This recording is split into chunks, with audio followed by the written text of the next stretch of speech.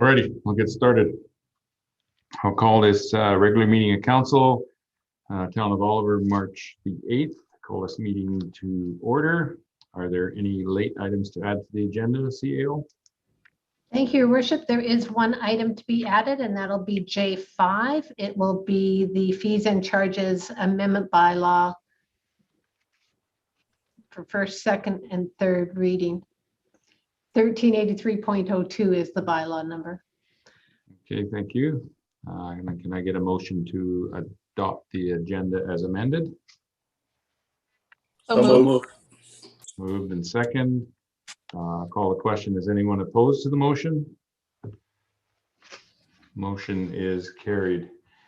Moving to consent agenda, asking council if there's any items that they would like to be separated from the consent agenda and put onto the committee reports.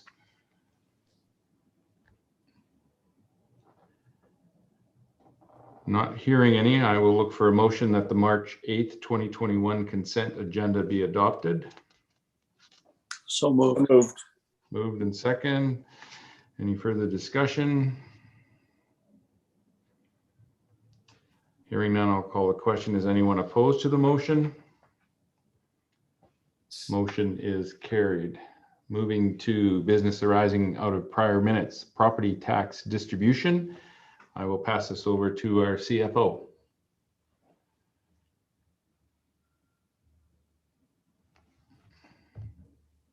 You're muted, Doug.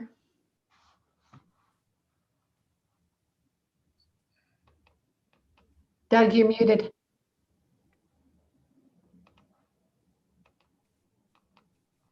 Darn. You're still muted.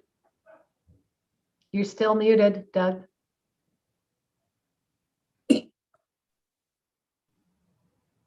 Oh. Oh, okay. It says the host muted me. Can you hear me now? Yeah. The host is muted. Okay.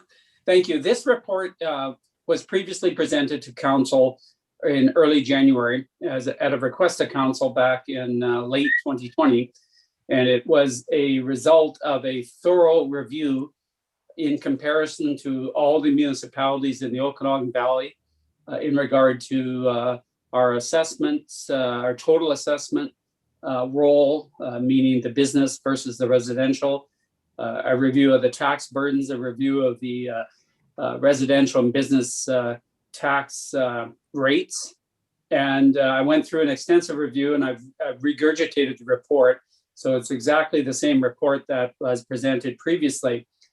At that time, council, there was some very healthy discussion, and council decided to put off the decision until such time as the budget was reviewed, and budget discussions now have been finalized, and the financial plan bylaw is going to be adopted tonight.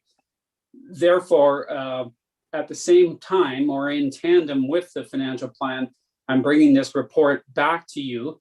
The tax rates bylaw itself won't have to be adopted till late, either probably in late April, mid-April, but it gives staff some direction as to what council wishes to do with their tax rates and setting of tax rates in between the business and residential classes. So with that, I will leave that open, and any further questions you have or discussion, you will note, and that was the same at the previous meeting. I did not make a recommendation. This was merely a report to show everybody, or all council and staff and public, as to the situation in Oliver in terms of our taxes.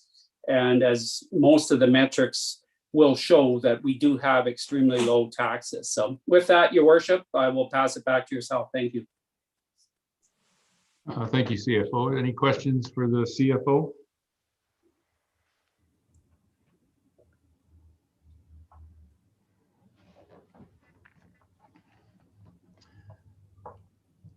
Would anybody like to put a motion up for discussion? Councillor Schwarzenberger. Yeah, I have a question. regarding the changes to the business multiplier. I know you mentioned in your report, this is through the chair to the chief financial officer. I know in your report you noted that I believe that Oliver had the second lowest business tax rate and the third lowest residential rate, or maybe I've got them backwards. And this, one of the options here is to further reduce the multiplier on business. Just wondering if I could get the CFO's thoughts on, as we're already fairly low, why are we contemplating this? Thank you, Your Worship. As identified, this was presented, brought forward to myself, requesting the information. I brought back the information. It was pretty much proven out what I expected when I first started into the project. There's not many ways that a council, a municipality can support or can help a business. In fact, it's illegal to grant, as you all know, funds directly to a business. However, one of the ways that a lot of municipalities will try to circumvent that, and it's totally legal, it's not illegal, is they will change the tax multipliers where, for example, if the multiplier right now is at 2.45 times, which is the provincial rate, that of the residential class, that basically means that, of course, the businesses are paying 2.45 times more. But taking that into consideration, they're also assessed in different ways.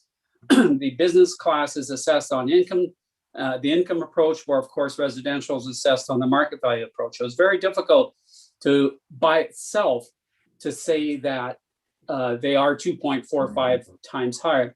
Generally, the reason why a council will try to maneuver the multiplier is strictly political. In many cases, it's that the businesses say, look, a lot of us live here. We already pay residential. And then we also have to pay business. And that seems, we're getting double tax, shall we say. And of course, the residential argue the other way, saying, well, but we don't have the ability to offset our property taxes through income tax, where, of course, a tax from a municipality can be written off against income. So it really is a mechanism that a municipality utilizes. And as you saw in my presentation, the multipliers go, from a very, Penticton at one point in time tried to go to 1.5.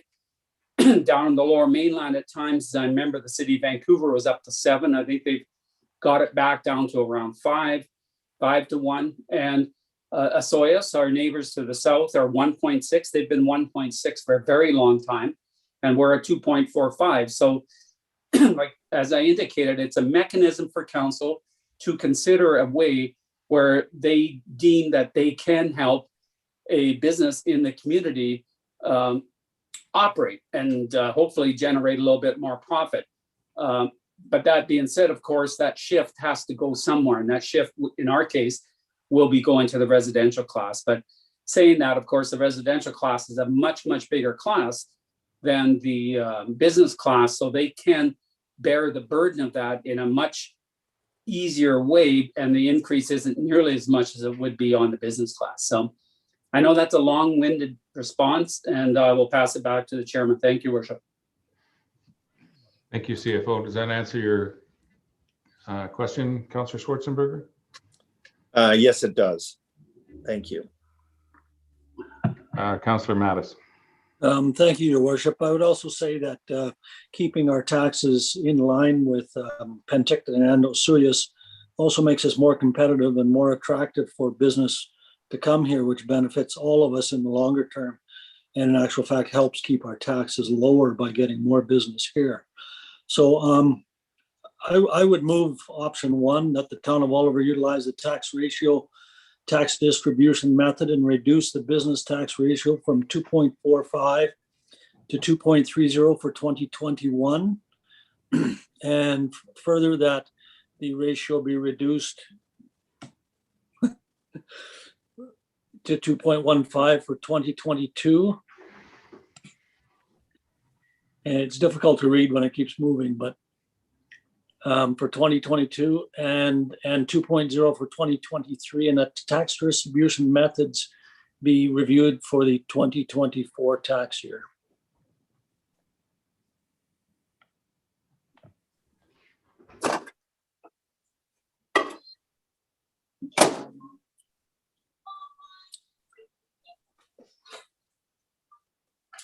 I'll second that for discussion.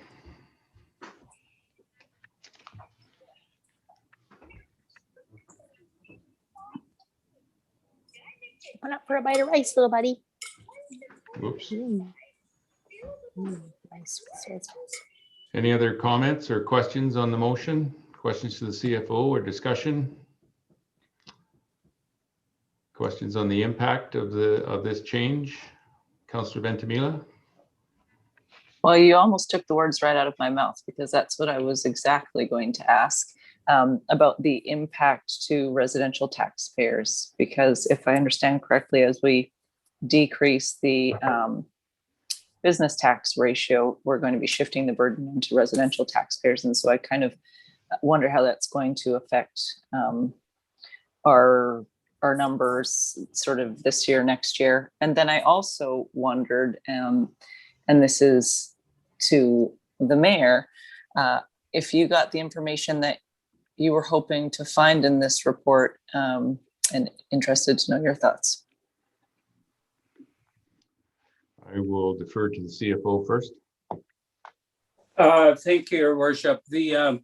I'm actually just scrolling through my staff report. The report, I'm looking for it, but I believe if we would have went from 2.45 to the multiplier of 2, I believe my report, and I'm trying to find it, but it was stating that it was going to change approximately $70,000.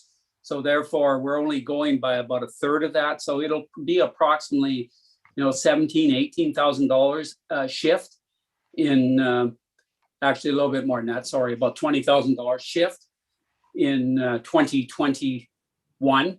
And once again, it'll go up another $21,000 or $22,000 the following year as well. And until we get to that point in 2023, where the full shift of approximately $70,000 occurs. What does that translate to an average property, CFO? Actually, I can find it here right now. It's on, I believe it's on page 37 of my report, where I was going through and I'm saying that if the shift, currently we're at 2.45, it's 80, if we go to 2, a multiplier of 2, it's $86,000. So you divide that by 3. So it's going to be about $27,000 a year. And I thought in the staff report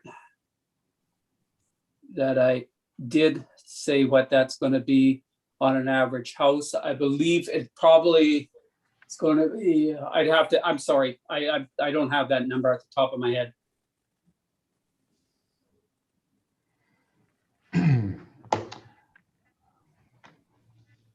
Okay, maybe what you can try and figure that number out. Well, I just talked to what Councillor Ventimiglia was asking me, and yes, I think I did get the information out of here. I was concerned that when the strategy was taken in 2012, and then there was 3 years to get down to the fixed rate, I believe, of 2.45. My concern was that staying at that fixed rate, the tax burden would have actually shifted back toward business. When the strategy was taken in 2012, it was to shift some of the tax burden toward residential, and I was concerned that leaving it at 2.45, depending on how assessments translate out between different areas and different classes of properties, that the burden could shift back to business and commercial. But from the report here, it looks like things have been actually fairly stable, and what was done in 2012 actually achieved what it was supposed to achieve, and it hasn't had a negative effect, leaving it at 2.45, which kind of indicates that I don't think it needs to do much more, although we are still a little on the high side and could be more competitive with Asuyas. But I would really be interested to know what the impact would be residentially, considering the 9% policing tax that we have going on right now, and other costs that are occurring in town with garbage and different things like that, and water costs and stuff like that. Wanting to make sure that we don't do anything that, whatever we do, we need to make sure we do with a good reason in mind. Does that provide an answer you're looking for, Councillor Ventimiglia? Oh, I meant to turn off my mute and I turned off my video. Oh my goodness. Yeah, it does. Thank you for that. I mean, that's kind of what I was thinking as well, but I just wanted to hear what you have to say, seeing as you were the one that sort of had these inquiries in the beginning, and I appreciate all this information that we've received over the past couple of months. I just wanted to make sure that I was understanding everything right and on the right track. So thank you for that. Councillor Mattis. Thank you, Your Worship. Through the CFO, do you happen to know off the top of your head how many tax notices we send out residentially each year? Oh, I think approximately 2,500. So And on the basis of a $25,000 hit, that would be $10 per household. Just depending upon your assessed value, of course. Yeah, It's going to be approximately a 1.4% shift to the residential class. Yeah, but based on what you'd said earlier, with $25,000 and 2,500 houses, average would be $10 per household. If the assessments are equal, yes.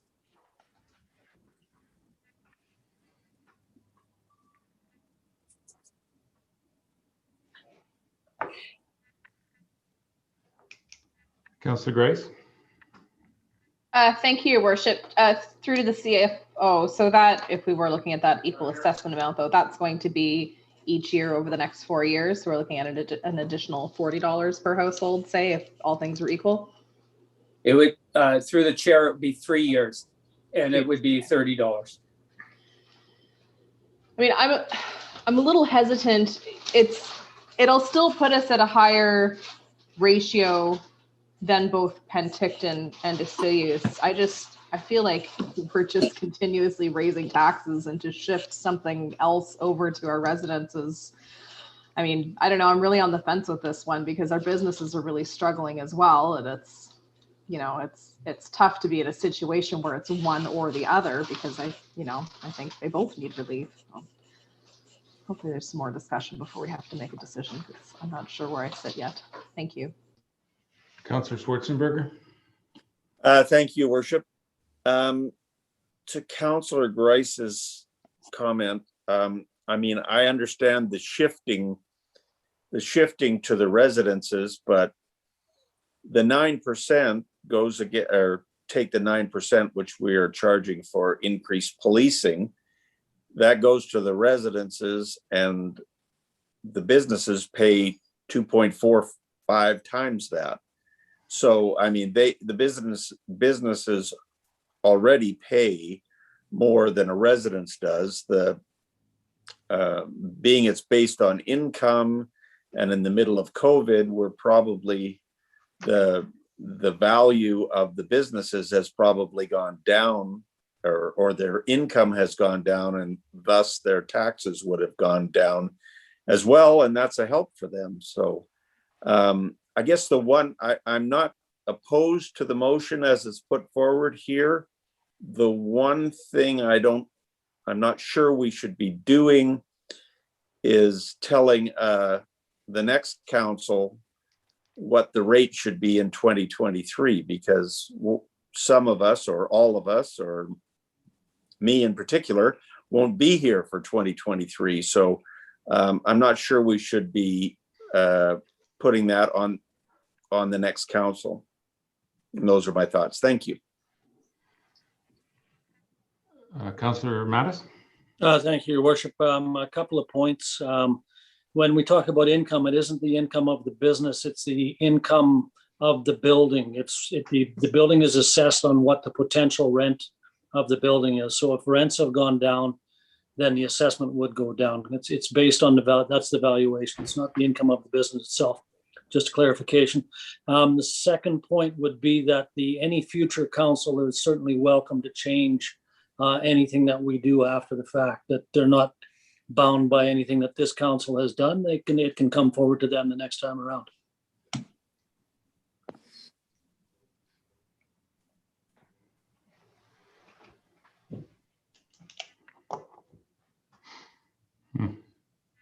Any further comments, discussion?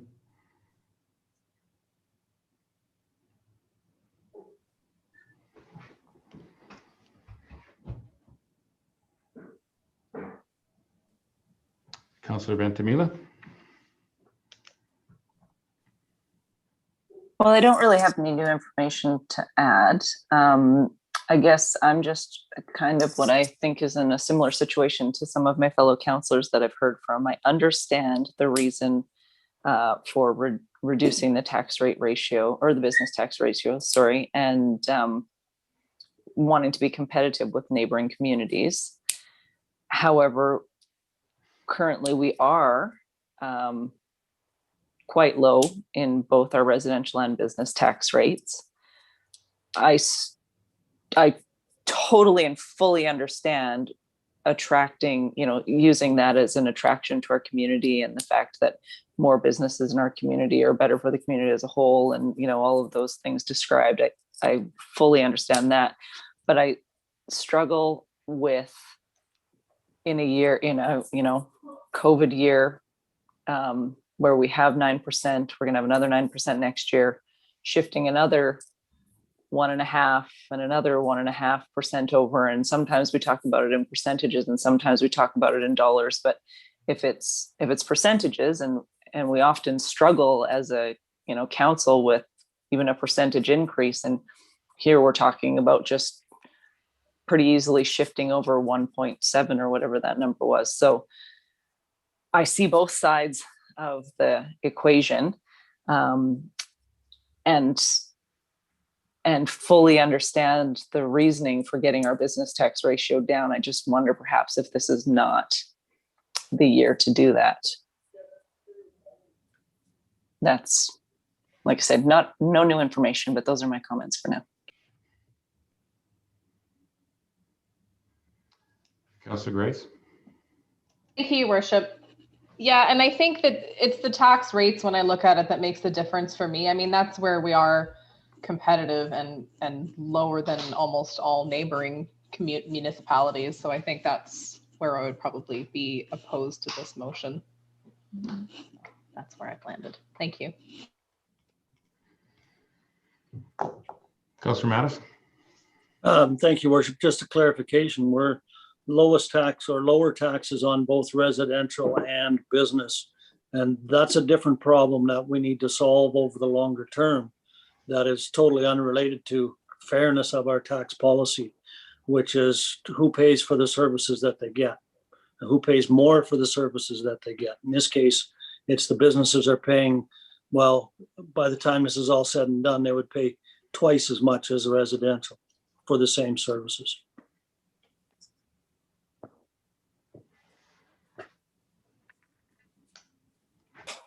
I'll weigh in.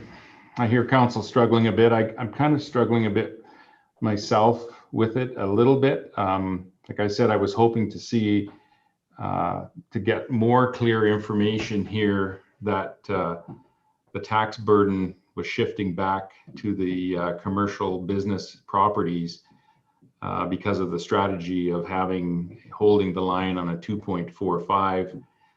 I don't see that in the report here. It seems like the numbers are holding very, very close to what they are. The burden isn't shifting one way or the other. It's kind of holding where it should be. What we're talking about is almost negligible but that is what you need to do when you want to shift it one way or the other. But I would say at this point, I kind of agree that we probably should just leave it the way it is, at least for this year. It would be, I'm really concerned about 2022. And once we get some more information on what the actual costs are going to be for the RCMP, what the percentage increase that's going to be required, are we going to be able to get through with just a 9%, or are we going to have to go more? I don't know. I definitely would like to revisit this next year once we have a little more information on what the RCMP costs are going to be and how short we're going to be on that. It doesn't, on the other end of things, it doesn't really matter because we still have to raise the same amount of money. All we're talking about doing is shifting here. So if I go back to my original sort of feeling, I don't think we're in a bad spot here, that I see a red flag that we need to start shifting immediately. I think it's something that needs to be reviewed regularly. And if we start to see it moving in the wrong direction, then that's when we need to do something about it. So I would be fine being opposed to this motion at this point in time. It's been a good discussion. Does anybody have anything else to add?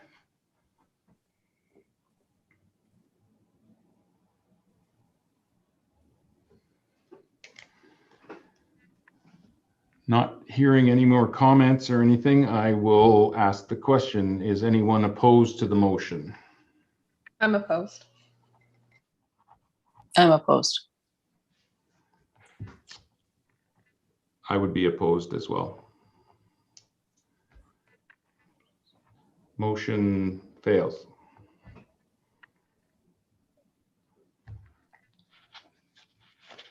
So we'll just leave it at that and revisit this next year. CAO, can we do that, or do we need a motion for that? I would suggest that you put a motion forward to have this brought forward during next year's budget discussions as well. Okay, I'll make that motion that council direct staff to bring the tax ratio distribution or discussion back in 2022.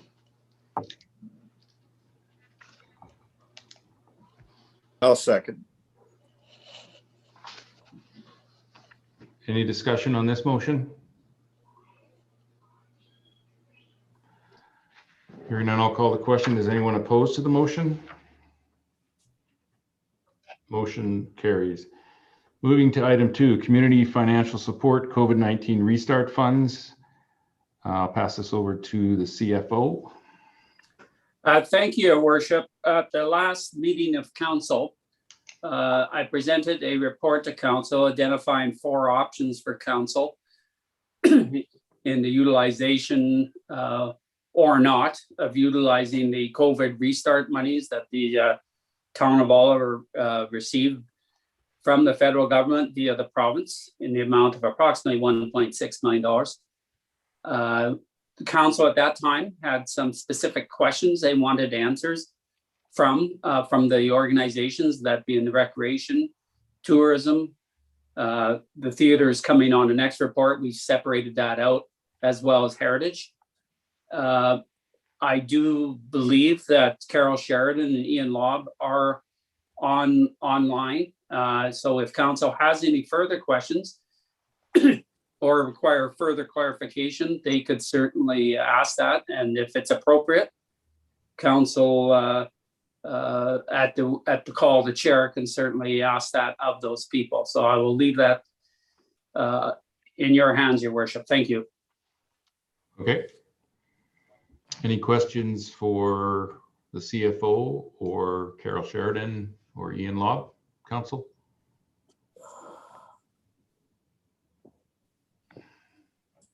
Councillor Mattis? Thank you, Your Worship. It's not so much a question as I wanted to apologize to Councillor Grice for my comments last time, questioning her decision to step aside from the discussion regarding Venables Theatre.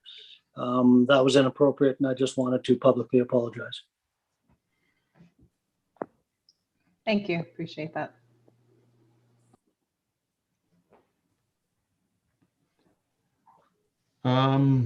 Councillor Ventimiglia? really don't have any specific questions after having read through the report, but I do wonder, seeing as we have both Carol Sheridan and Ian Lobb with us, if we could hear from them just, you know, a couple of minutes each about how their year has been and what they see as being their biggest struggles in the coming year and that sort of thing.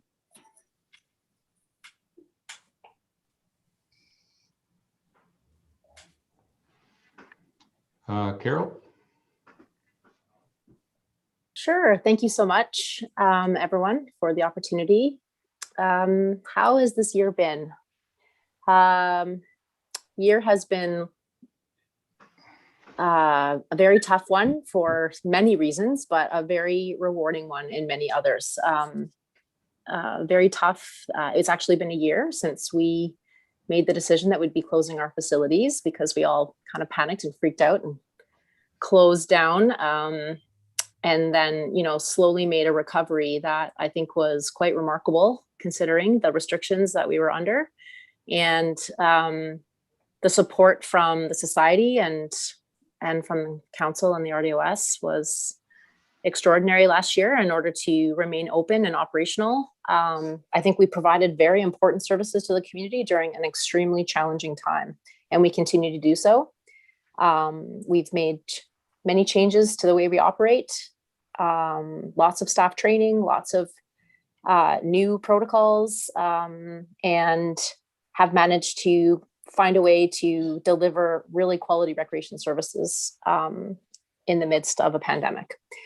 So I guess what I'm the most concerned about, you know, after seeing such a dramatic change in revenues last year, dramatic change in everything, the capacities of people we could host, the type of programs we could host, the fact that we were not able to have any events, bring our community together in ways that we normally do.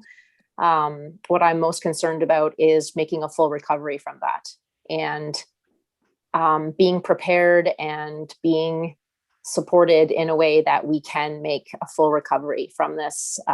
We budgeted this year much differently. We budgeted for 50% of normal, I would say normal revenues, and 100% expenses. And so we don't anticipate seeing any real growth until Q4 of this year. And that, I guess, all depends on how this pandemic situation goes.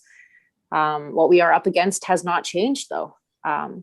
We have a lot of people in this community that rely on us for their health and wellness, for their socialization, for physical activity. And we have a lot of facilities that are in dire need of major capital improvements. And the revenue loss from last year showed us that we have to make priority shifts and changes, but we were also unable to put any money away into capital reserves. We are very aware of the amount of financial costs that are needed to make up necessary upgrades to the arena, to keep our parks and our pool and the hall, you know, as top-notch facilities for the community to use.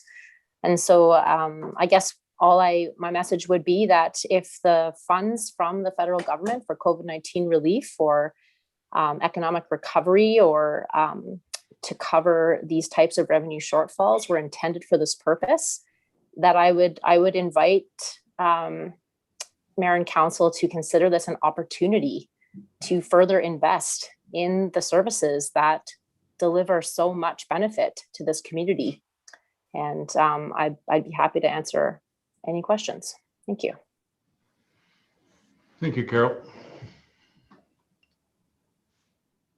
Ian, do you have any comments?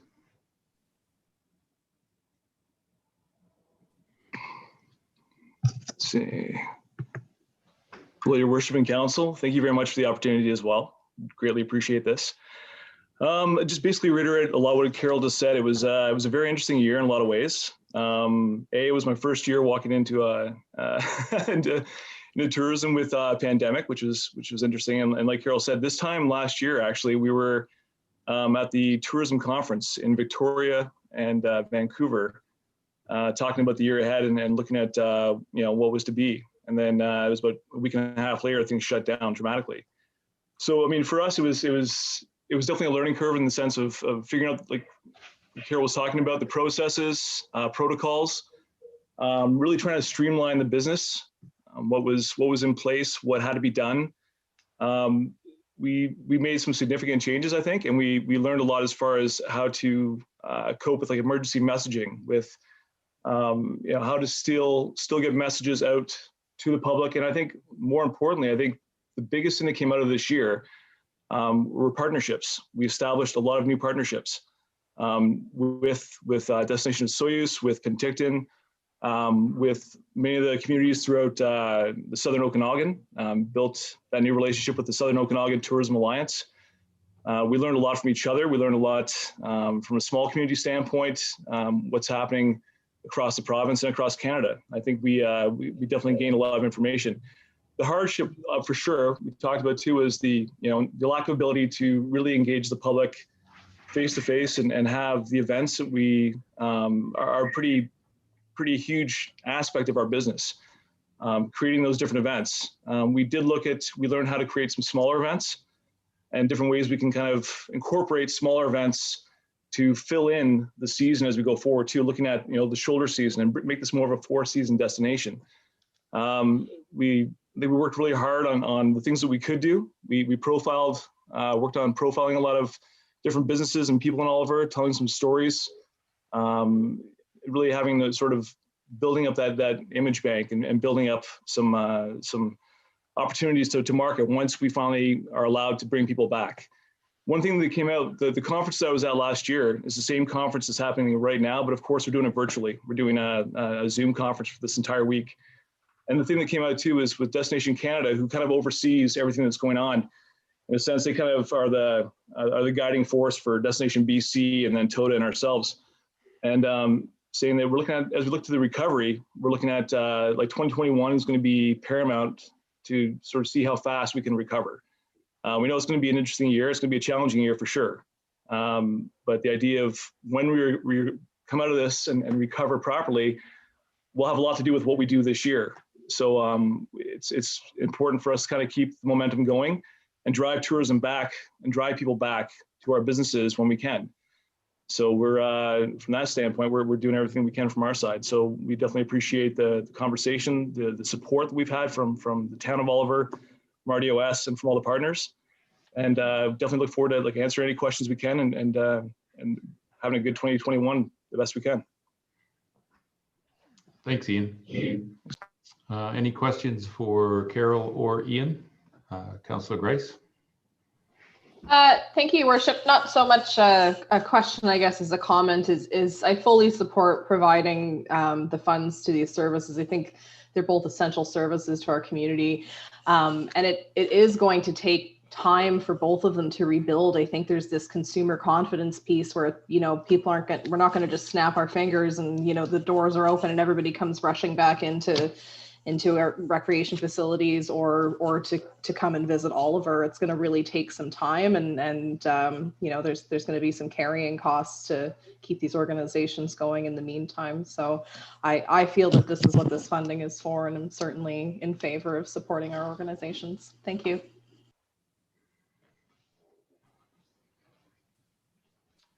Would anybody like to put a motion on the table to continue the discussion?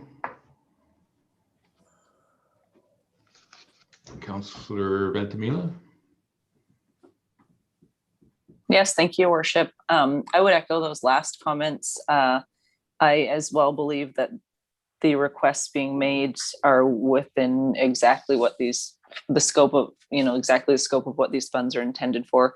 And I like what Carol said at some point, and I jotted it down, that this is, that we can look at this as an opportunity to further invest in the services that support this community. So I would move proposed motion number 1, that council provide financial support to Oliver Tourism in the amount of $65,000 and to Oliver Parks and Recreation in the amount of $243,000 to offset 2020 lost revenues or increased expenditures. I'll second that motion. And or increased expenditures, I suppose.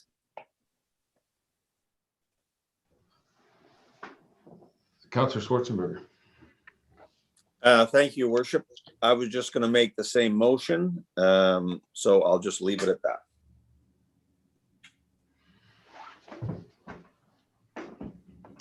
Any further comments, questions, council?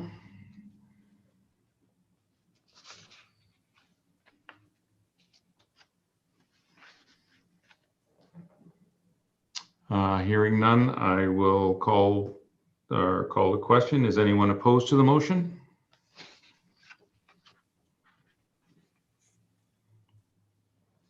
Motion is carried. Moving to item 3, Community Financial Support, COVID Restart Funds, Venables Theater. I'll pass this over to the CFO. Thank you, Your Worship. This is the same topic as the previous staff report. This is in relation to the Venables Theater. Somewhat different, obviously, operations. They were similar to the recreation in that they were eligible to use the wage subsidy program. And council did have the same style of questions at the previous meeting. And I believe Leah Foreman is actually online and can answer any questions or issues that you have in relation to this. Thank you, Your Worship. Thank you. I'll just go to Councillor Grice first. Thank you, Your Worship. I'll be recusing myself from this conversation as I work at Venables Theatre and am therefore in conflict. Okay. Leah, would you like to say a few words to council? Yes, thank you, Mayor, Council, and staff for seeing all of us today. Yeah, so our year was very similar to tourism and recreation. We were shut for quite a bit of time, and we are still shut now. But our budget is fine. We are, through the support of the town, through the regional district, we're going to be okay once we reopen, hopefully for the next year. But we're very concerned about our renters. They make up a huge component of what we do. And we are worried about whether or not they're going to be able to return, in that they've all been unable to perform or present shows. And so that's sort of what we're focusing on here. So yeah, the theater will be okay, but we're very concerned about our renters. And that's what this proposal is about.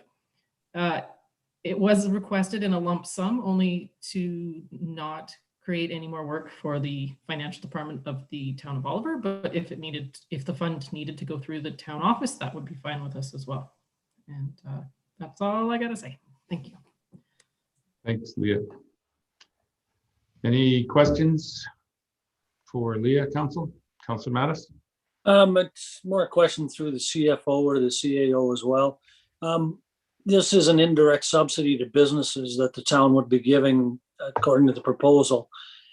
Is that a problem in that we're supporting businesses? I mean, in the other cases, we're giving it for lost revenues. In this case, we're subsidizing future revenues.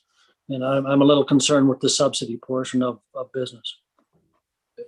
Through the chair, I believe now, from what I was shown, that these organizations are nonprofit and they are societies, or if they're not societies, they certainly are nonprofits. So I don't know, council, I'm sure, knows these organizations, and I'm sure Leah can help out as well. I'm not familiar with the operation of as if they're a business per se, as identified by CRA and the community charter. I can't answer that. Only 2 of them are, and that's about a total of about $4,000, I think.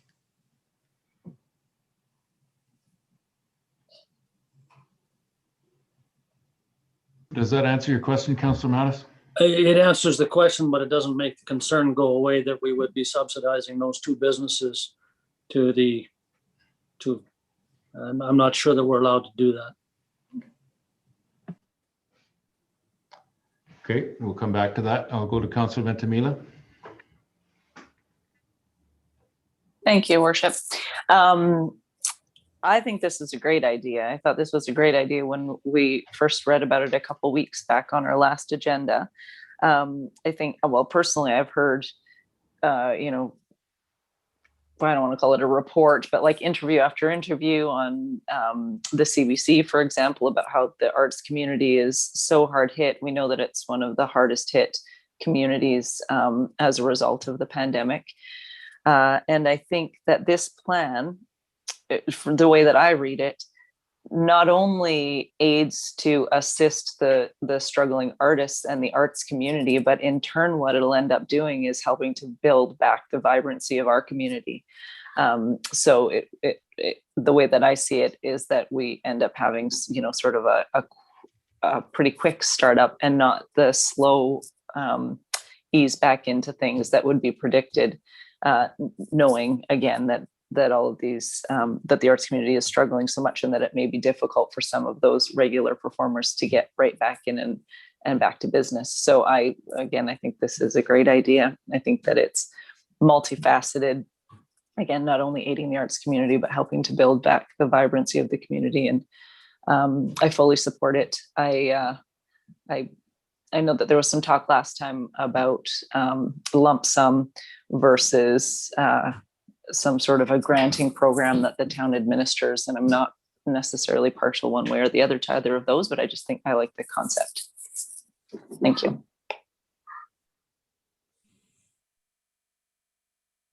You're on mute, Mayor.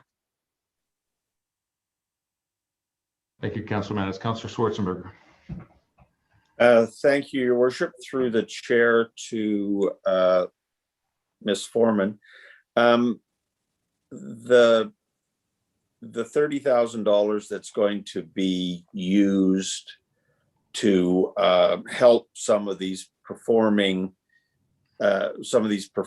or performing institutions, is that going to be a direct subsidy, or is that going to be in reduced rent for the facility to help them get on their feet, or how do you foresee this happening?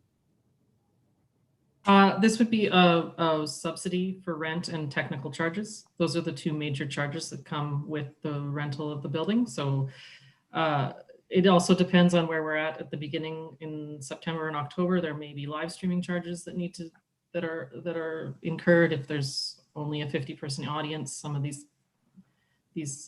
organizations need that. So all of that would be encompassed in this.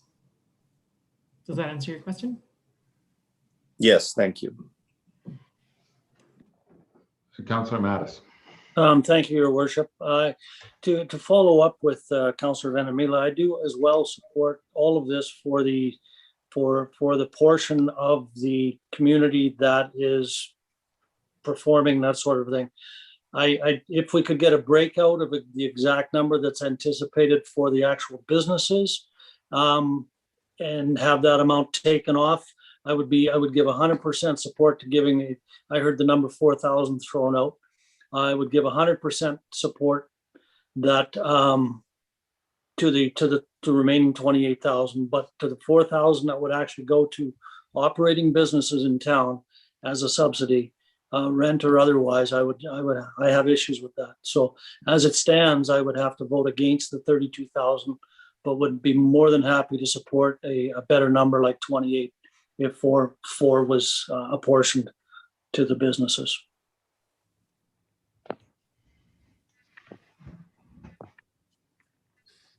Thank you, Councilor Mattis. Leah, just that 4,000, is that for, can you just explain where that was going to? The two, or you want the names of the two organizations? Right. Yeah. Were they part of this 32,000 or wrapped in there somehow? Yes, they are. Yeah. Sorry, you wanted the names? Well, I just so if we took that 4,000 out, like Councilor Mattis was talking about, then that would be 28,000 for the rentals of the theater. Yes. Okay. So it's Oliver Music and Entertainment and the dance studio are the two commercial renters.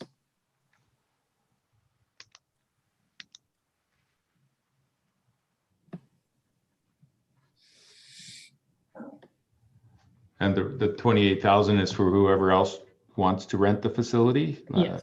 Okay. I was looking for the exact number, but I'm not, I can't pull it up right away, sorry.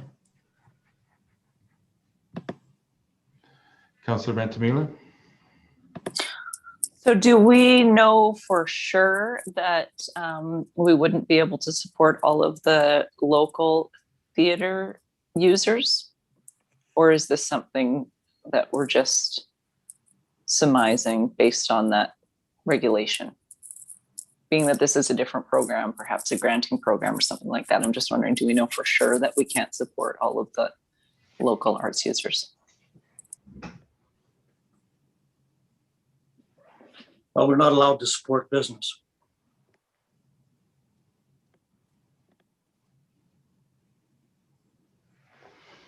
I guess I'm looking for like a legal answer. That would require more info from staff.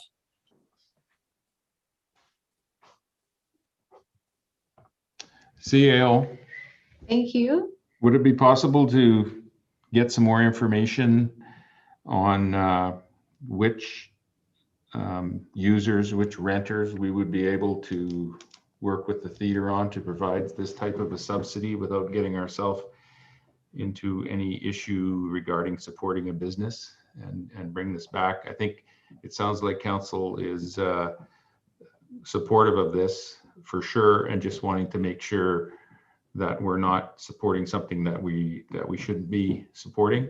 Just how do we sort of tie up that loose end and make sure that we're all in agreement moving forward? If you'd like some more information, we're more than happy to provide that to you. Well, if that's the case, I would make the motion that staff be directed to provide more information regarding the legal issues about subsidies at the theater.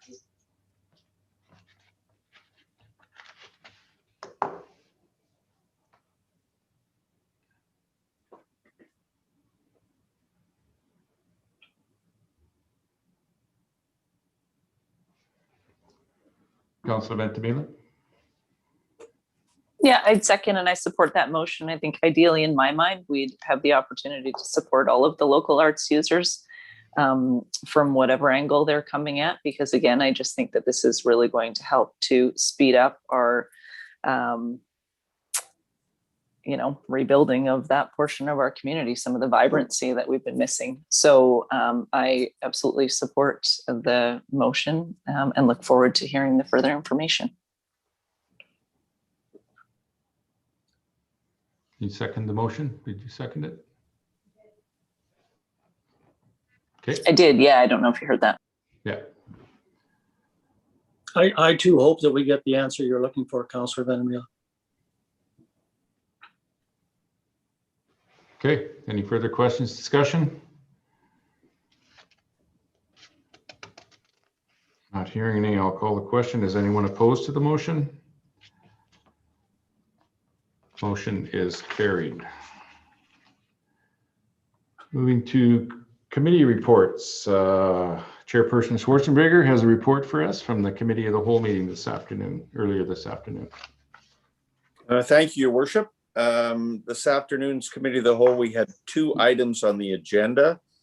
The first was Fairview Road Station Street intersection analysis, and we had quite a good discussion and a presentation from two consultants, Brandon Demuriak from True Consulting and Nathan Carswell from Watt Consulting Group.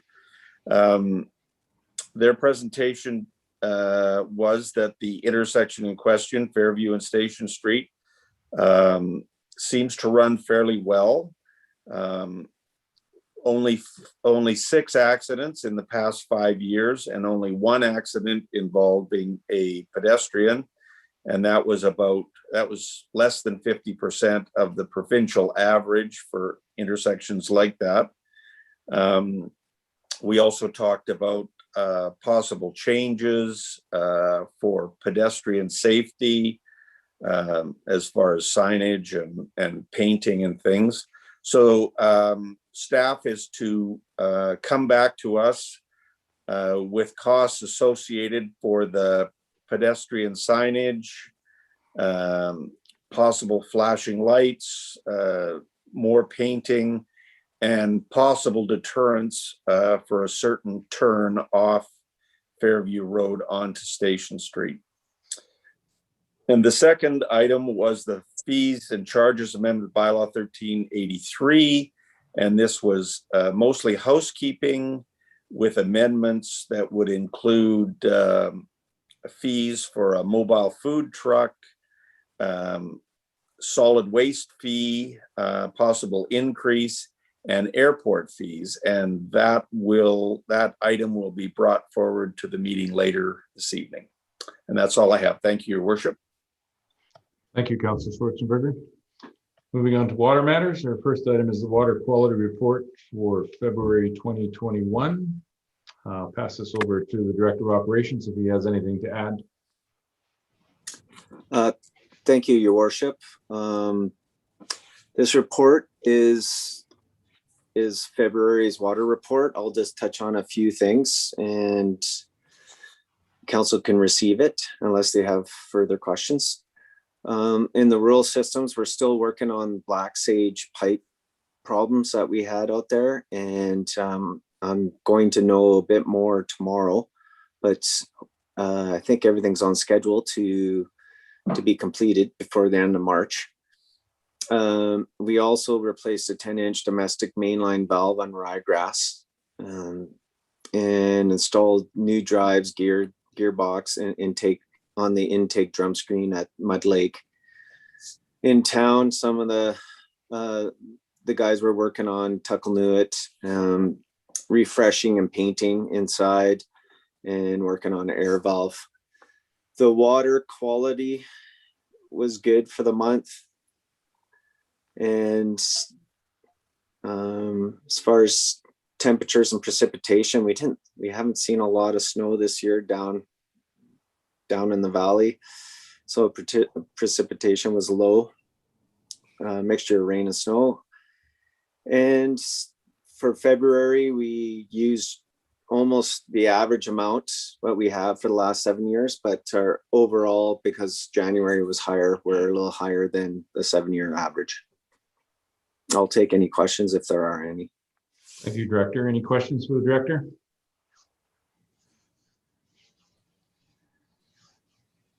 Not seeing any. Can we get a motion that the water quality report for February 2021 be received? So moved. Moved. Second. Second. Any further discussion?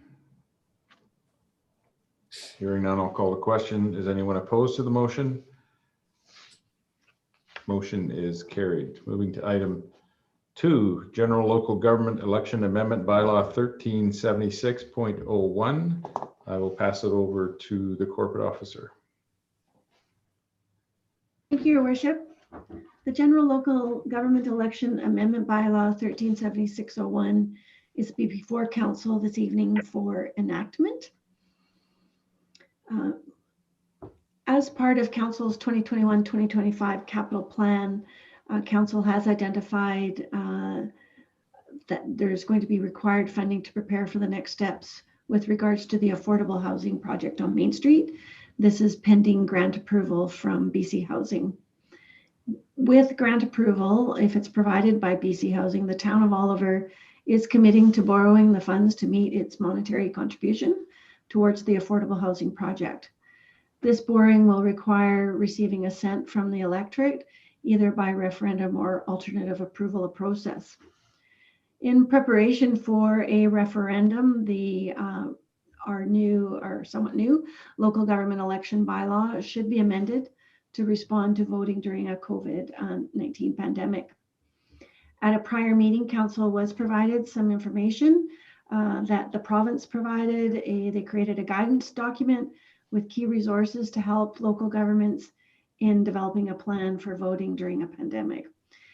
Ultimately, it's about reducing transmission And to do that, to help reduce transmission, I'm suggesting that council consider amendments to the local government election bylaw that makes changes to our voter registration, mail-in ballots, and additional voting opportunities. So in the bylaw, I've included amendments for additional advance voting. This would introduce a new section that enables the chief electoral officer to establish dates for additional voting and to be held in advance of general voting day, and to designate the voting places and set the voting hours for these voting opportunities. Currently, what is in the bylaw is that a second advance voting opportunity will not be held. And we can do that because our population is below 5,000. Additionally, the provision to add in mail-in ballots, the Town of Oliver bylaw does not have that provision. Council may want to consider to reduce in-person contact, and it also provides an option for people who could still be in self-isolation or quarantine, and useful for residents in hospital and long-term care facilities. Currently, the Local Government Act states that mail-in ballots are for those who are absent from a municipality at a general or advance voting opportunity, or have an illness, injury, or physical disability that affects their ability to attend. The ministry advises that they would issue an order to enable those changes to allow mail-in ballots voting due to a pandemic. And following, I list the procedures for mail-in ballots, which would be a new section 12. Moving down a little bit farther in my report, page 8, ministerial orders. What is occurring right now for municipalities who have or are conducting by-elections or other voting opportunities is they seek a ministerial order to adjust the processes to accommodate voting during a pandemic. And what could be requested in particular is with regards to the electoral registration. Currently, our bylaw states that the person who's coming to a vote registers at the time of voting. So at the time of voting, they come that day. We utilize our software and we create a declaration and they sign that day. So that's same day registration.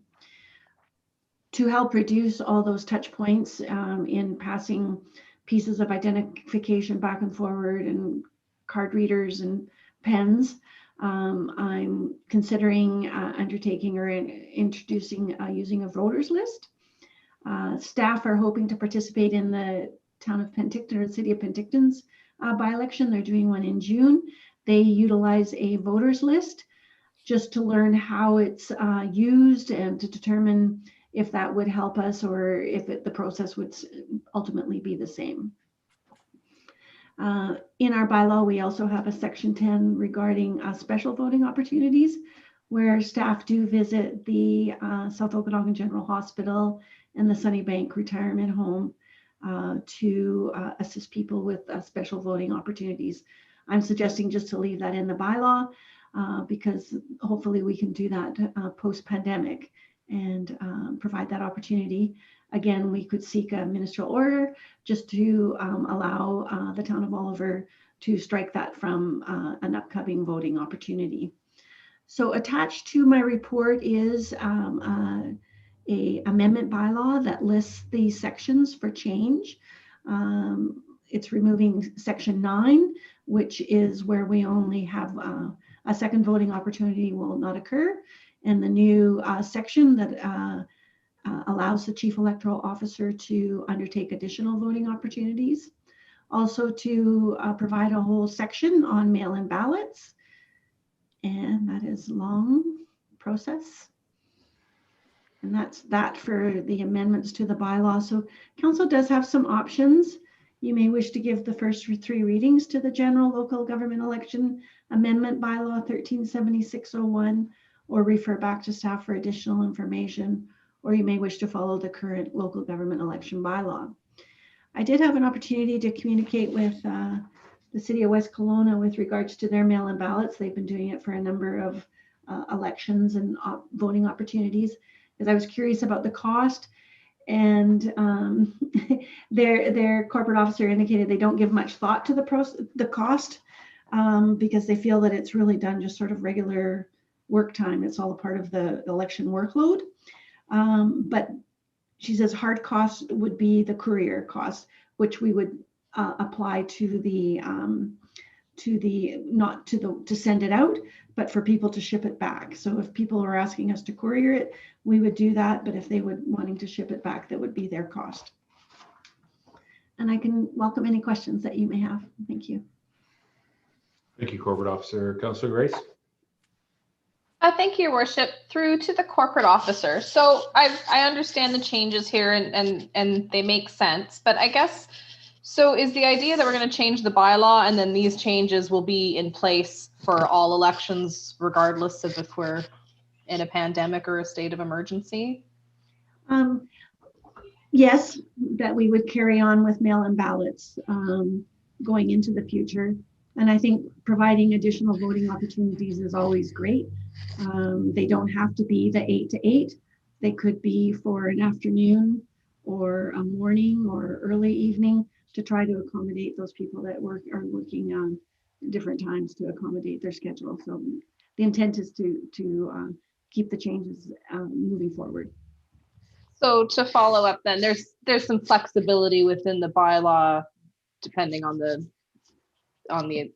situation during the election.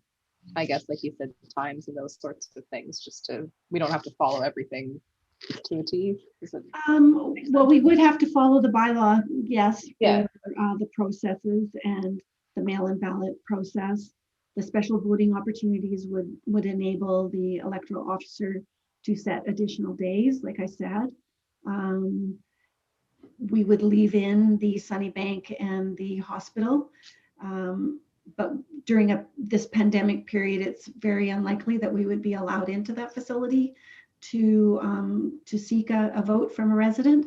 So I would seek a ministerial order just to allow us not to do those, to not follow that process in our bylaw. Okay, thank you. Mm-hmm.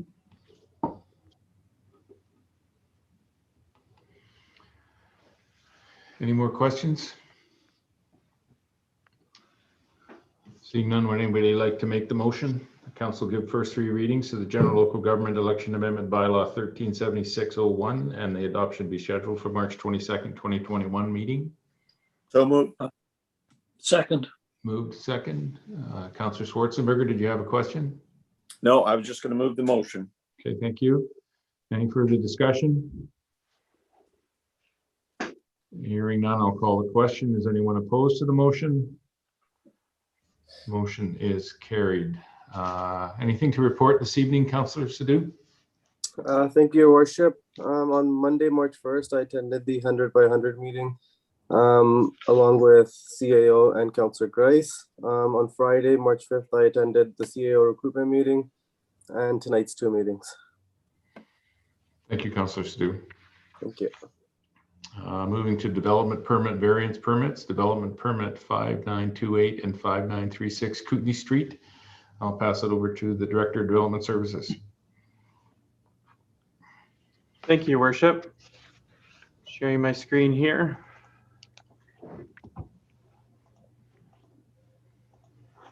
All right, so tonight I'll be speaking about development permit 2021-01 for 5928 and 5936 Kootenai Street. The applicant is proposing to construct a 300-meter squared addition to the existing hospital thrift store building to be utilized as more retail and storage space. The subject property is located within the commercial DP area and requires approval for the design and to address landscaping requirements.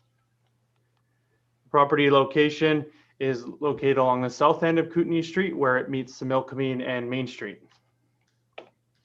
The official community plan designation is commercial highway, and the zoning is C2 highway commercial. Photos of the subject property, this is the street elevation. Photo on the left is the existing front pedestrian entrance, and the photo on the right is the existing garbage and recycling area. The existing front landscaped area shown on the left with the existing parking area on the right photo. This also shows the existing parking area. Photo on the left shows the rear property line, and then the photo on the right shows the east property line. Site plan here, the existing thrift store building is in this outline here, with the addition being along the back, running from north to south. The landscape plan here shows quite an improved landscaping plan along the front, which features trees at the entryway, in which the developers, well, in this case being the thrift store, will work with the town to plant these trees. And the garbage and recycle area will be screened here now, which is different than currently. And then along the front in that landscaped area that I showed you where there was existing rock, there'll now be improved landscaping, which features different types of bushes and trees. The building elevations, the building material is fiber cement siding. It's difficult to read, but it's there. A modest one-story building. Street rendering, you'll see, as we talked about, the bushes and trees on the left with 2 new trees at the entryway.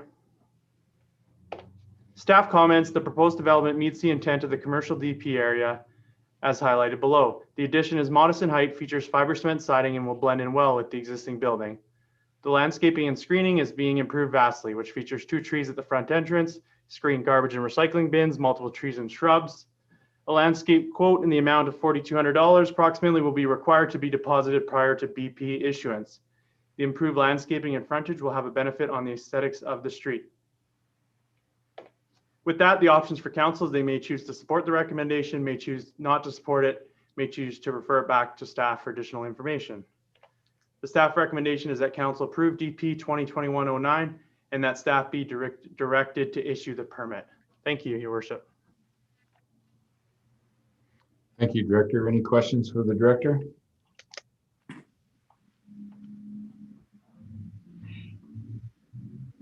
Seeing none, would anybody like to make the proposed recommendation? I'll move this. I'll move the proposed recommendation. I'll second. Moved in second. Any further comments, questions? Seeing none, I will call the question. Is anyone opposed to the motion? Motion is carried. Moving to bylaws, number 1, 2021-2025 financial plan, bylaw 1402. CFO, I'll pass it over to you. Thank you, Your Worship. The purpose of this report is to present to council the 2021 to 2025 5-year financial plan bylaw 1402 for 3 readings and adoption. Council met 3 times, January 26th, February 1, February 23rd, to go over the operating and the capital budgets. The 2021 budget does include a tax revenue increase of 9%, which is consistent with council policy that was adopted in 2018. That required the tax base be increased over a 5-year time frame in preparation of being required to pay for policing costs in 2022. Due to the 9% tax increase being decreased to nil in 2020 due to COVID, 2021 will be year 3 of the planned increases. Highlights of the budget are, we're on the operating side, a planned referendum for the affordable housing slash town hall, the affordability on Main Street. That's a subject to a approval from BC Housing to finance their part of the project. The total project, I believe, is in the neighborhood of $11 million, or closer to 12 million, of which the town's portion is approximately $5 million, as well as there were some minor adjustments in the operating for a Grow Oliver, increased level of service of $14,000. Also a walkability and a linear park trail enhancement study for $15,000. On the capital side, council has moved ahead with the rehabilitation of Station Street, including storm sewer upgrades. That total $1.8 million, with 1.3 of that 1.8 million coming from the general capital fund and the remainder from the water and sewer funds. The budget also includes, the capital budget also includes the purchase of a pumper truck for the fire department. That's estimated to be $800,000, and that will be cost shared with the Oliver Rural Fire Protection District.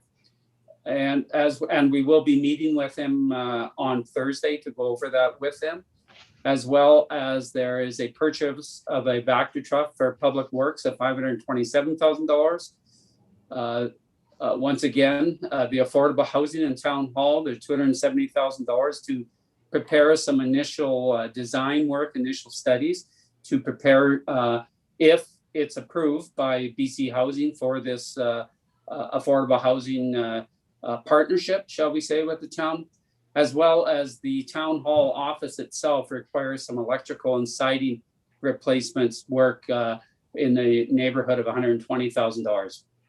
As well, in the utilities, the solid waste fees will be increasing $30 due to the solid waste budget being reclassified as a utility and will be required to be self-sustaining by user fees. Also, the sewer user fees have been increased by 4%. The bylaw has already been adopted for those increases, as well as the water rates have increased 4%. The bylaw has been adopted. With that, Your Worship, the recommendation of staff is that Council give 3 readings and adoption of the 5-year financial plan bylaw 1402. Thank you, Your Worship. Thank you, CFO. Any questions for the CFO?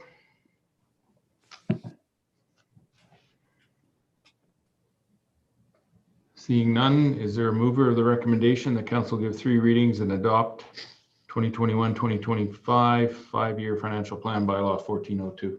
I will move the recommendation. Seconded. Moved and seconded. Any further discussion? Hearing none, I'll call a question. Is anyone opposed to the motion? Motion is carried. Moving to item 2, where am I here? Development cost charge bylaw 1390. I will pass this over to the Director of Development Services. Thank you, Your Worship. The purpose of this report is to rescind 3rd reading to Development Cost Charge Bylaw 1390 and reread a 3rd time due to minor amendments based on feedback from the Inspector of Municipalities. I will be passing it off to Alyssa Schultz with True Engineering to touch on the changes, but at this time I'll just give the staff recommendation, which is that Council rescind 3rd reading to DCC Bylaw 1390 and reread a 3rd time as amended, and that prior to adoption, DCC Bylaw 1390 be referred to the Inspector of Municipalities for approval.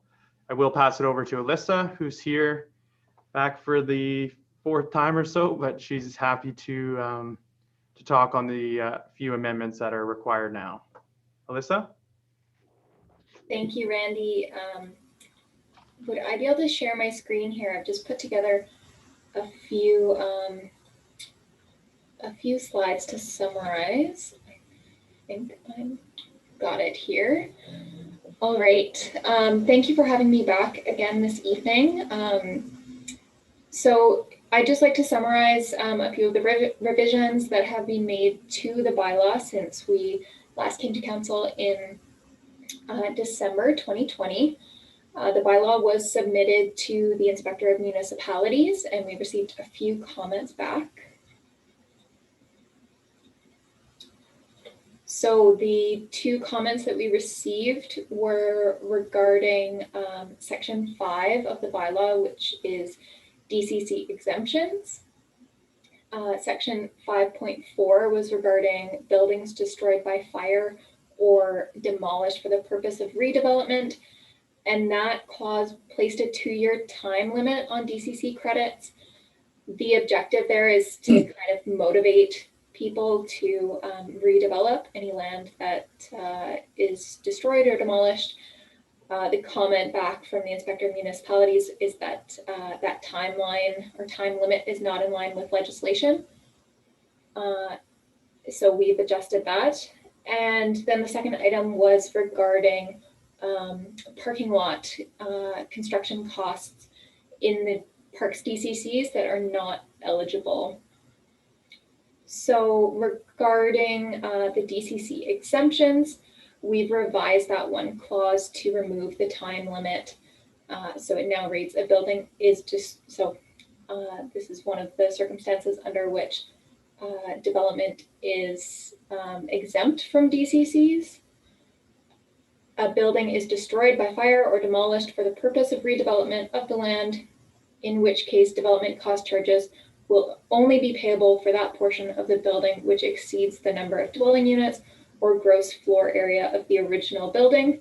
So now there is effectively no time limit on that. DCCs that were paid once can never be collected again. And then the second revision that was made is regarding the park's cost estimate for the Ticklenuit Northwest Waterfront Park development. We had a cost item for development and construction of a parking lot, and we have since removed that based on comment from the Inspector of Municipalities. That cost for the parking lot was only attributed to DCCs at 10.4%. So it really didn't make a very big difference in the ending value of DCCs. So just to compare on my slides here, the first column, Rev 4, that was the DCCs that I believe we presented you with in December. And then since removing the parking lot from that project cost, these are the resulting DCCs. They've basically gone down by a small margin between $7 and $35 and $39, depending on the land use type. So pretty minor change. And then the last revision that was made was actually not subject to comment from the Inspector of Municipalities. This was something that we had identified with town staff, which was regarding campsites and RV parks. The 2007 bylaw defined campsites and RV parks within the bylaw and defined how DCCs would be collected for them. In discussions with town staff, we decided to add a definition for that into the new bylaw.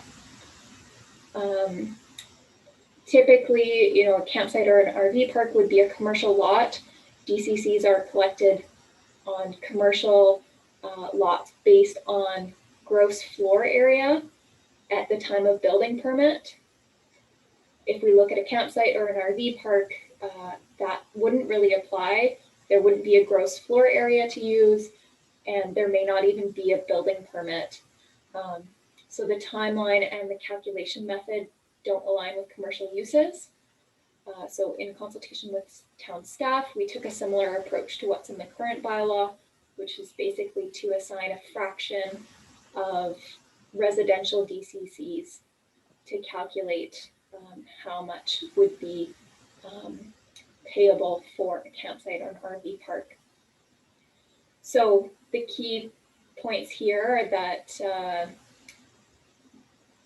DCCs for campsite or RV park would be collected at subdivision, and that they'd be charged at a rate of 40% of a single family lot if the RV pad or campsite is serviced, and if that RV pad or campsite is not serviced, it would be charged at a rate of 20% of the single family. So I provided those values on this slide for your reference. And we did a similar exercise where we took the current DCCs that are paid for campsites and RV parks in 2007. We basically adjusted that for inflation, and it's in line with what we've proposed here. Any questions? Any questions, council?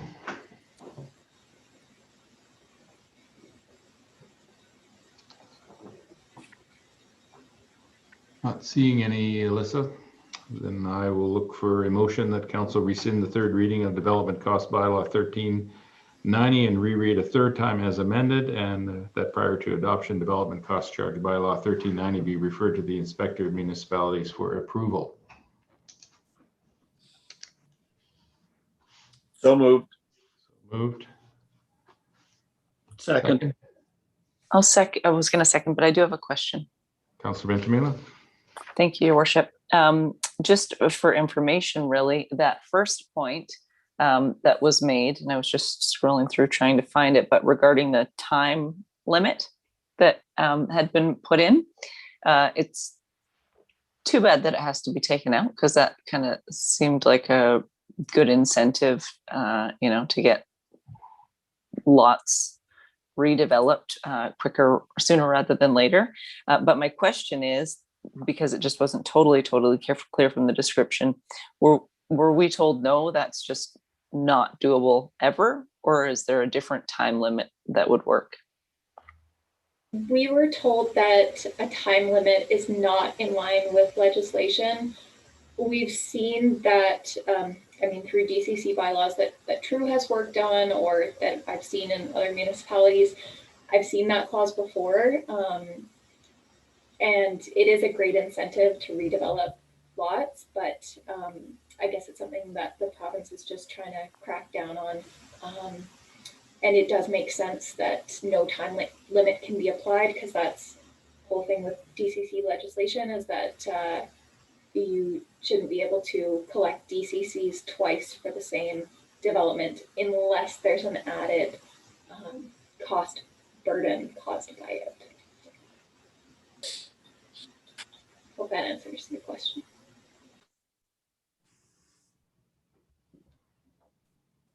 Councillor Benjamin. Yes, it does. Thank you. Okay. Any further discussion or questions?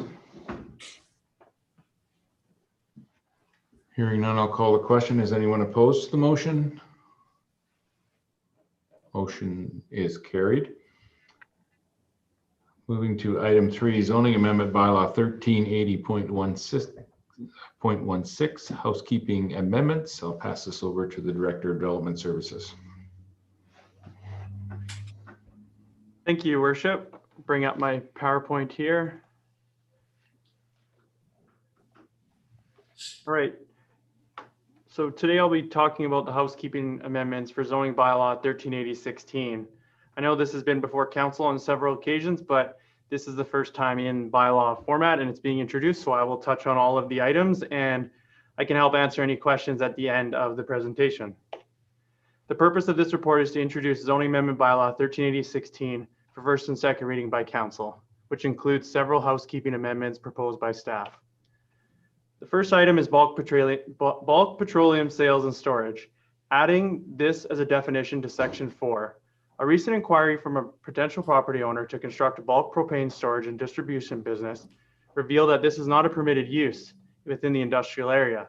The closest definition is a service station, which is defined as land or a building used for the retail sale of motor vehicle fuels and lubricants. Amendment 24, adding bulk petroleum sales and storage as a permitted use within the M1 zone. Amendment 4, revising section 6.3.5 to remove the prohibition of bulk storage of liquefied petroleum gas. Under this existing section, businesses such as the car wash would not comply, as it has an above ground propane tank. Furthermore, this section is preventing the bulk propane business from operating within the town as previously outlined. Lastly, these types of businesses are inspected through Technical Safety BC, which places less onus on the town. RVs.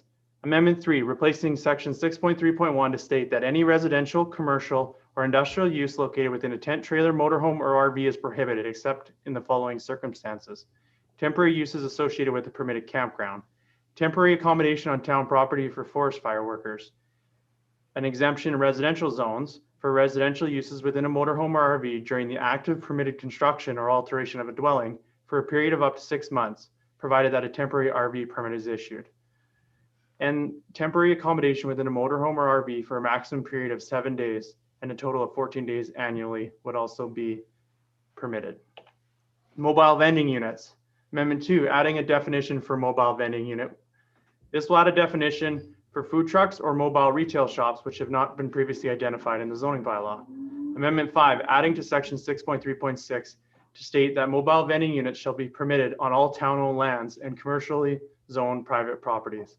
It's been previous practice for the town to permit these types of businesses on town property, as well as permit mobile vending units on commercial lots with the permission of the property owner. This amendment will formalize that use. Amendments to the fees and charges bylaw are before council for consideration regarding mobile vending units as well. Antennas. Exempting antennas designed and used to receive radio and television signals and their supporting structures from height restrictions, provided that Industry Canada guidelines are followed. The Radio Communication and Broadcasting Antenna Systems guidelines from Industry Canada have been attached to this report, which has exclusions from land use authority and public consultations listed in section 6. These include new antenna systems less than 15 meters in height or modifications to existing. Industry Canada has advised that no permitting process is required for exempt antennas, and that structural safety is ultimately the responsibility of the antenna owner, and that they may be civilly liable for any damages caused by unsafe installations. For antennas that do not meet the exclusion criteria above, the town has the ability to require building permits and detailed consultation requirements, such as a cell tower. Secondary suites, revising the guidelines in section 6.7. The requirement of a maximum 90 meters squared or 40% of the total floor area was directly from the BC Building Code. The Building Code was amended to remove this requirement. Thus, we are removing this requirement. This amendment will ensure that the maximum floor area of a secondary suite shall not exceed 50% of the floor area of the entire building.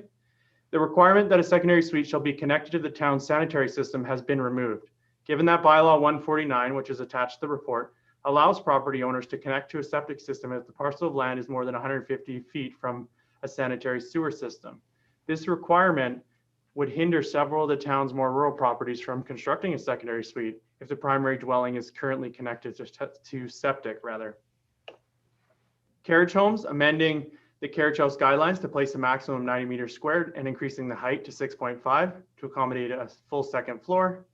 And in the case of a conversion of an accessory building, allowing the setbacks to be the existing setbacks. This will make it easier for residents to convert underutilized accessory buildings into dwelling units. The building code will address any issues with no development variance permit required, which would be an extra step and burden to the property owner. And once again, the requirement to connect to sewer has been deleted from these guidelines as well. Parking space amendments, residential parking amendments, simplifies the parking requirements for apartment building and townhouses, reduces parking requirements for dwelling units within commercial buildings to 1 per unit. Hotel parking amendments, staff are recommending that the parking requirements be increased from 1 parking space per 3 hotel rooms to 1 parking space per 1 hotel room to get closer to the actual demands of parking for a hotel. And loading space amendments. The amendment provides clarity that a loading space is required for every commercial, industrial, or institutional use and for a building with more than 20 dwelling units, with the exception being properties that are located in the town center or the general commercial zones, which is the area in Station Street. These are our 2 zones with narrower lot coverage, narrower lots and 100% lot coverage permitted, in which an on-site loading space is not often achievable. Vacation rentals, permitting vacation rentals as an accessory use within the block of RM1 site-specific zone properties along Kootenay Street, in between Veterans and Hillcrest Avenue. Although these properties are currently zoned for higher density, the properties all are currently used as single-family dwellings. A request from a property owner in this area to operate a vacation rental legally has been received, and this is technically not a permitted use in the zone. Given the likelihood that these properties will remain single-family for the foreseeable future, and given that home occupations and secondary suites are currently permitted, staff do not feel that the request is unreasonable and recommend that an amendment be completed to allow vacation rentals in this block of the RM1 zone. Property owners will be notified of this change ahead of the public hearing. Town center dwelling revisions, Amendment 16, replacing section 13.1.9 dwelling unit regulations of the town center zone with the following. The minimum floor area shall be 45 meters squared. Dwelling units and all other residential uses shall be located above the first story of a portion of a building with a frontage to Main Street or Station Street. This means that dwelling units or parking spaces could be located in the rear portion of the first story. For parcels in the town center zone that front onto secondary streets, such as Bank Avenue and Fairview Road, etc., dwelling units on the first story have previously been permitted by way of an apartment use. Amendments 18 and 21, removing the 1 dwelling restriction on C2 and C3 zone properties. The OCP policies for the commercial highway encourages multifamily residential uses above the ground floor commercial uses. This cannot be achieved with a maximum of 1 dwelling unit restriction. Lifting the restriction can help to encourage the redevelopment of Main and Station Street. The maximum density of 1 and 3 remain in these zones, which limits the total floor area allowed to be built on a property. This restriction is an appropriate way of limiting density in absence of a restriction on the total number of units.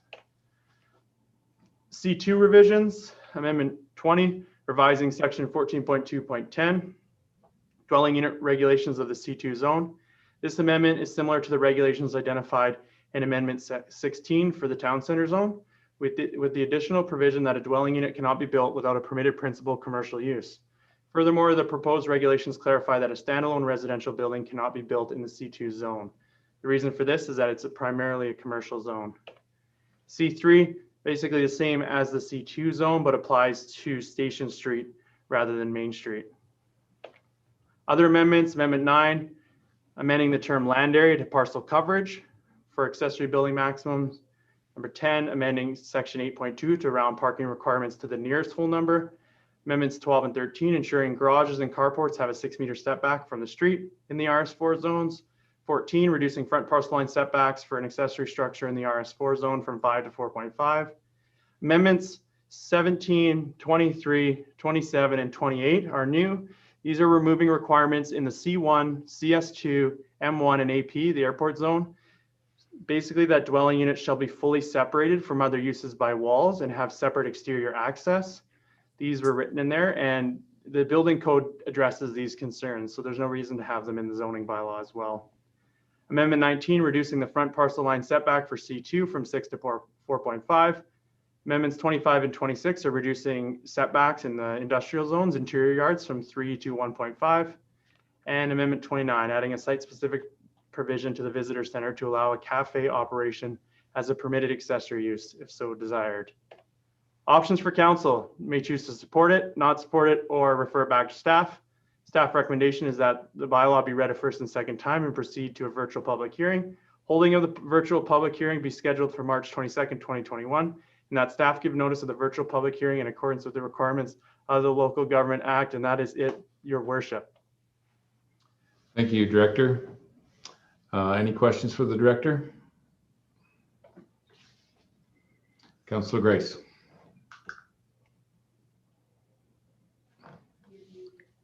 Sorry, thank you, Worship. Through to the director. So I'm not going to recommend a change here, but I just wanted to bring to your attention a letter I had from a local resident talking about some recommendations for revitalizing downtown. And one of the, I'll just read real quick from what he said. As for street level retail space, perhaps a live work rezoning application could be made where a qualified tenant could have a storefront space facing the street and a residential unit at the back. This could possibly aid artisans, practitioners, and small business startups. So I just thought that was interesting, maybe something to think about for the future, and I will let him know if he wants to speak to it. He can come to the public hearing. Thank you. Awesome, thanks. Any other comments, questions? Get a mover of the staff recommendation. I would move the, it's gone now. Okay. There it is. I would move the, that zoning amendment bylaw 1380.16 be read first and second time and proceed to a virtual public hearing, and that the holding of the virtual public hearing be scheduled for March 22nd, 2021, and that staff give the appropriate notice for the virtual public hearing in accordance with the requirements of the Local Government Act. I'll second. Thank you. Second. Any further discussion, comments, questions? Hearing none, I'll call the question. Is anyone opposed to the motion? Motion is carried. Moving to item 4, Heritage Designation Bylaw 1400 Town Office Building. You're up again, Director. Thank you, Worship. Share my screen another time here.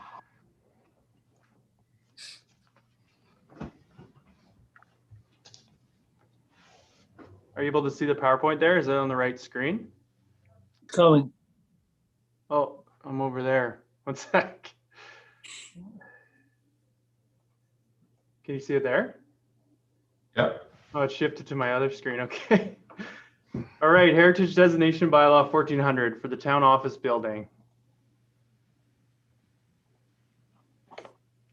Purpose of this report is to introduce Heritage Designation Bylaw 1400, which will designate the town office building, formerly known as the South Okanagan Lands Project, as a heritage building as per section 611 of the Local Government Act.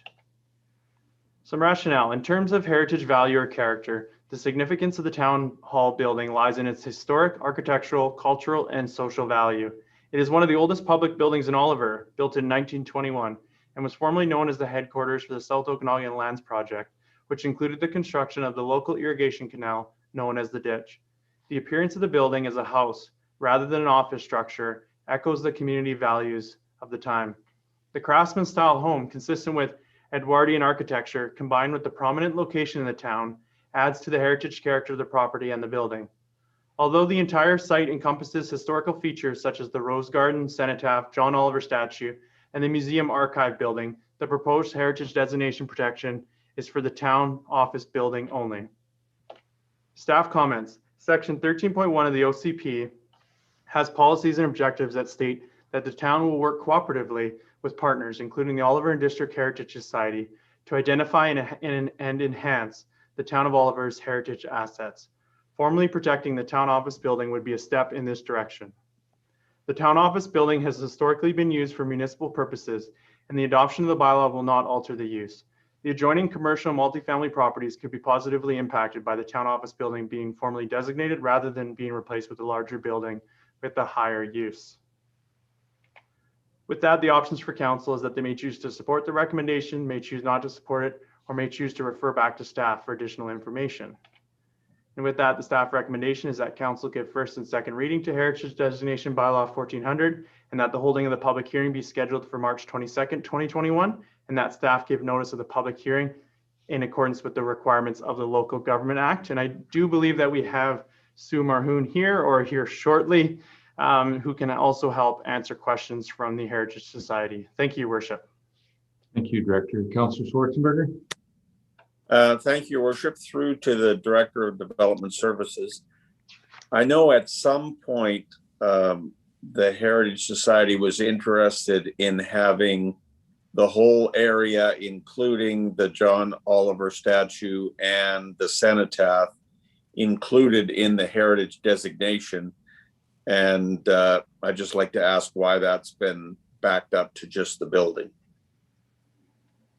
Sure, through the chair, I could touch on that a little bit. I know that I believe that is still the Heritage Society's interest. Staff feel that that's not necessarily appropriate, just given, I mean, the John Oliver statue could possibly be it, but we're not sure of the long-term vision for, you know, for the area and the grounds, and also the Museum Archive building itself.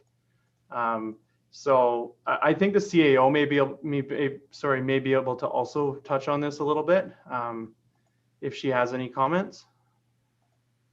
Through the chair, with respect to the grounds are not in the same condition they were in 1921. So they don't have the same vegetation that was there back in that period of time. And if we wanted to do any landscaping or any upkeep to our grounds, it would be through a permit that would have to happen.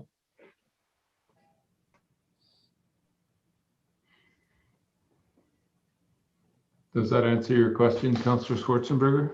Yes, it does. Thank you. Any other questions for the director or for Sue, who's on the line?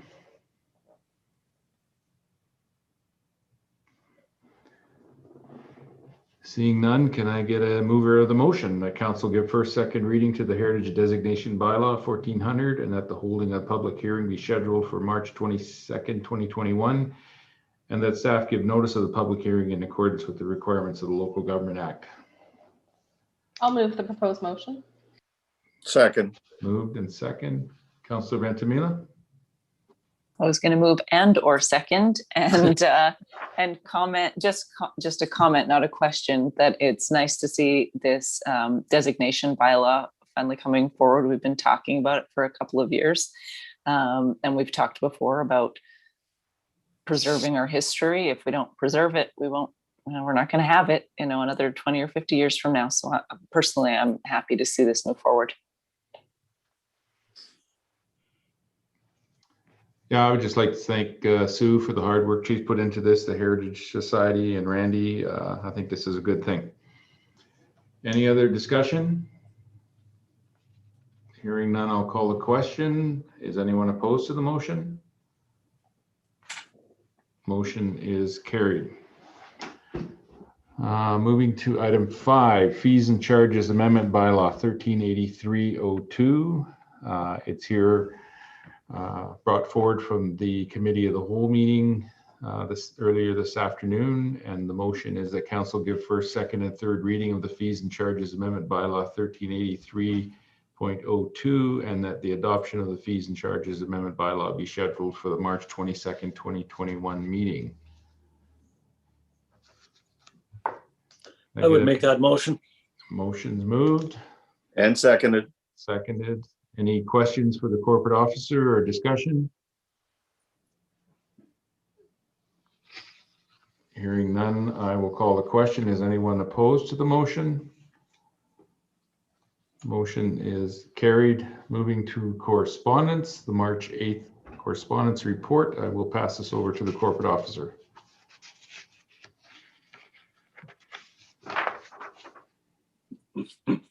Thank you, Your Worship.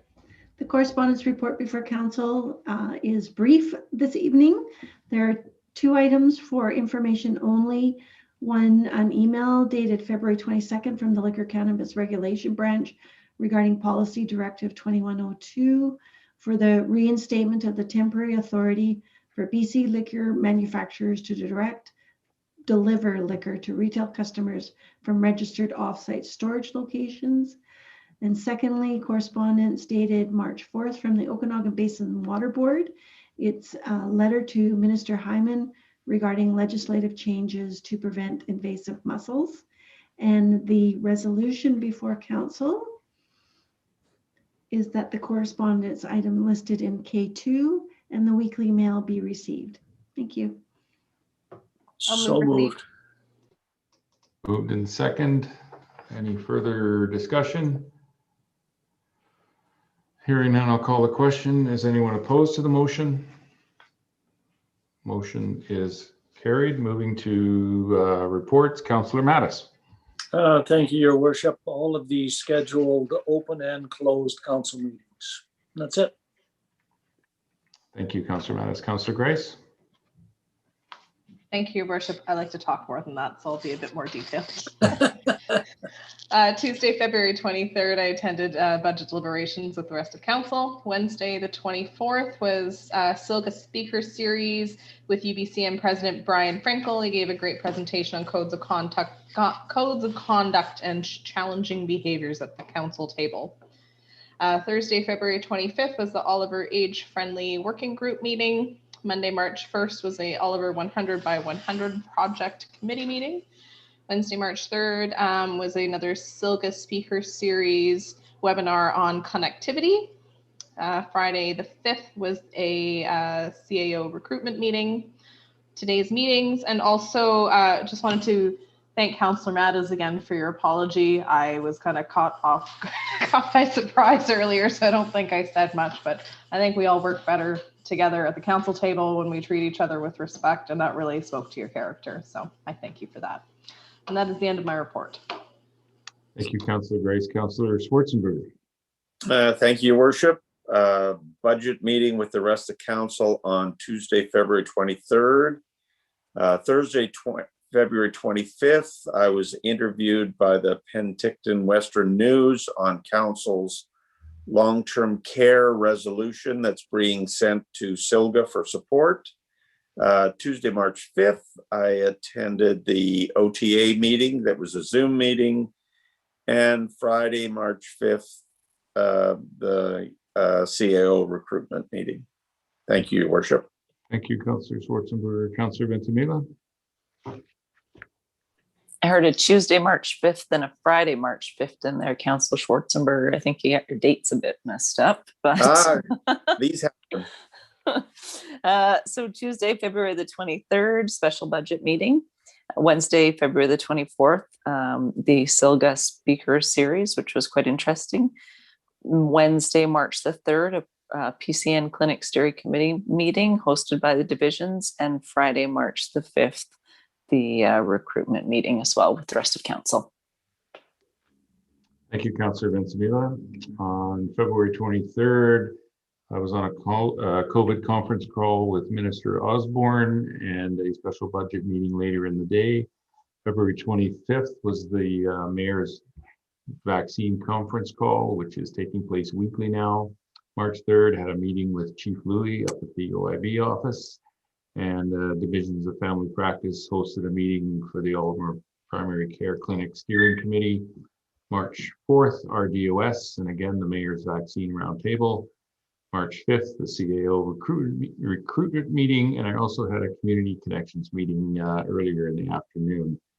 Upcoming meetings, March 22nd, 2021 is our next regular meeting. Acting mayor scheduled for March, April, and May is Councillor Mattis. We're now at public question period. If anybody in the public would like to ask a question about something that was on the agenda this evening, please raise your hand.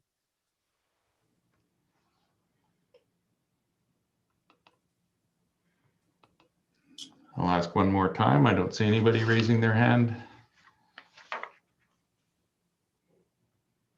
Seeing nobody asking for an opportunity to ask a question, I will look for a motion to adjourn. So moved. Moved in second. Call the question. Is anyone opposed? Motion is carried. We are adjourned. Thank you, council. Good night, everyone. Night, everyone. Good night.